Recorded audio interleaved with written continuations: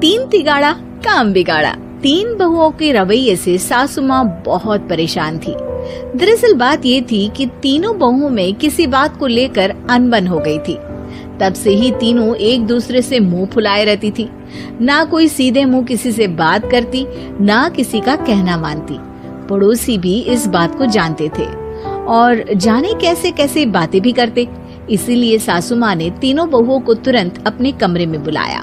मैं कई दिनों से देख रही हूँ, तुम तीनों अलग अलग सारे काम कर रही हो। ये सब नहीं चलेगा, तीनों को मिलकर ही काम करना पड़ेगा। सास की बात सुनकर एकदम से बड़ी बहू बोल उठती है। नहीं मम्मी जी, मैं इन दोनों के साथ कुछ नहीं कर सकती। मैं इस घर की बड़ी बहू हूँ, फिर भी ये मेरा कहना बिल्कुल भी नहीं मानती। अरे जेठानी जी, जानबूझकर मुझे डबल काम करवाती है आप। और छोटी मुझसे टेढ़े मुंह ही बात करती है। इन दोनों के बीच हमेशा सैंडविच बन जाती है मेरी, और मैं हमेशा आलू की तरह बीच में मसली जाती हूँ। मम्मी जी, इन दोनों को लगता है कि मैं छोटी हूँ तो इनके पैरों तले दब जाऊंगी, लेकिन नहीं, मेरा भी उतना ही अधिकार है जितना इन दोनों का है। बड़ी आई दोनों मेरी चुगली करने के लिए, मुझे क्या कम समझ रखा है।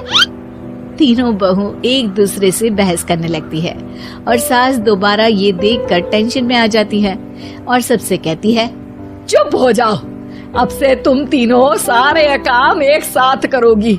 आंख बंद करके एक दूसरे की बात सुनोगी। तुम तीनों इस बात को गांठ बांध लो, वरना अगली छुट्टियों में तुम्हारा अपना मायके जाना कैंसिल। सास की बातें सुनकर डर के मारे तीनों हामी भर देती हैं। जी मम्मी जी, मैं समझ गई। हाँ मम्मी जी, जैसा आप कहें। आप जो कहेंगी मैं वही करूंगी।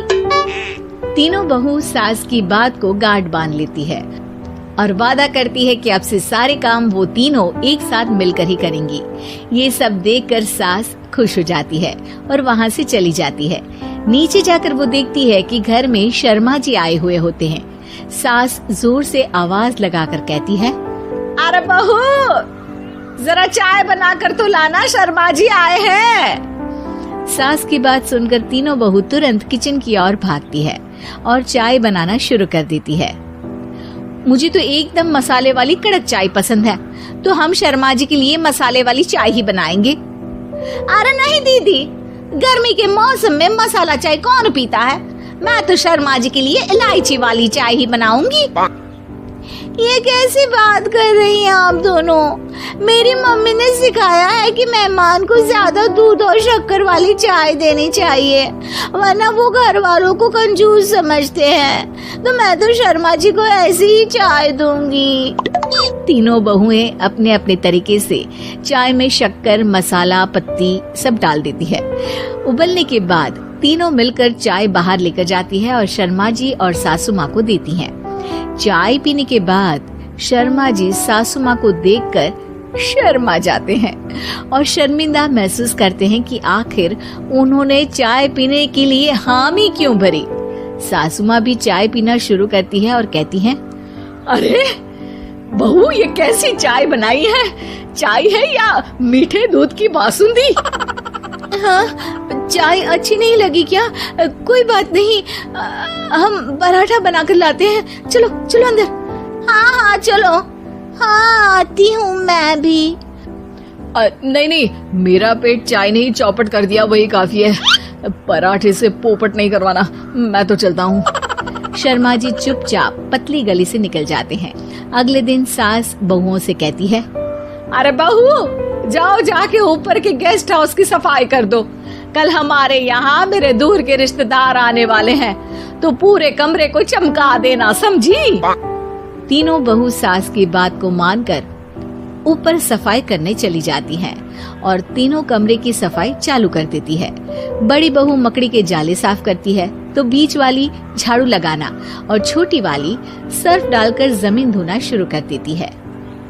अरे दीदी, जेठानी जी, अभी मैंने पूरी फर्श धोई और आप फिर से धूल नीचे गिरा रही हैं। और मछली जेठानी जी, आप बिना झाड़ू की धूल यहाँ छटक रही हैं। अरे तीनों को साफ करना है, एक साथ सफाई करते हैं ना। अरे वही तो, हम साथ साथ हैं, घर साफ साफ है। तीनों बहू ऐसे ही काम में उलझ जाती है और 2 घंटे तक एक ही कमरे की सफाई करती रहती है। बहुत देर से अपनी बहुओं को ना देखने के कारण सास ऊपर कमरे में उन्हें देखने जाती है, लेकिन कमरे में घुसते ही वो गीली फर्श पर फिसलने के कारण नीचे गिर जाती है।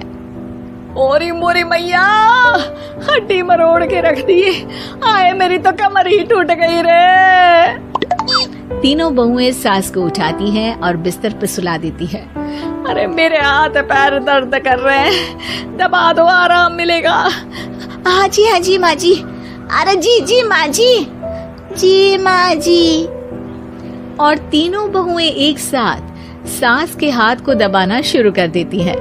माँ की तो चीख ही निकल जाती है और नतीजा ये होता है कि सास के बचे हुए शरीर में भी दर्द उठ जाता है। हाय राम, ये क्या कर दिया तुम तीनों ने। अरे मेरी तो किस्मत ही फूटी है कि तुम जैसी बहुएं मुझे मिली। हे भगवान, पूरे शरीर में दर्द बढ़ गया है। अब तो पता नहीं कि चल भी पाऊंगी या नहीं। माफ करो, मुझे गलती हो गई मुझसे कि तुम तीनों को एक साथ काम करने के लिए बोला। सोचा था तीनों मिलके अच्छे से काम करेगी, लेकिन बड़े बुजुर्ग सही कहते थे कि 3 तिगाड़ा काम बिगाड़ा। तुम लोगों ने ये बात ना आज साबित करके दिखा दी। तुम तीनों को तो समझाना यानी मानो भैंस के आगे बीन बजाना है।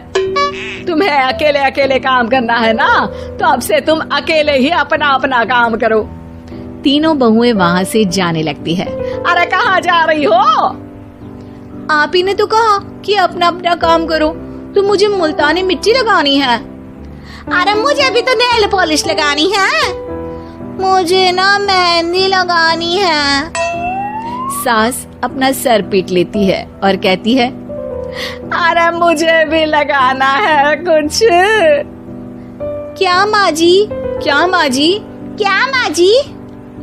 तुम्हारे घर वालों को फोन तुम्हारी हरकतें बताने के लिए।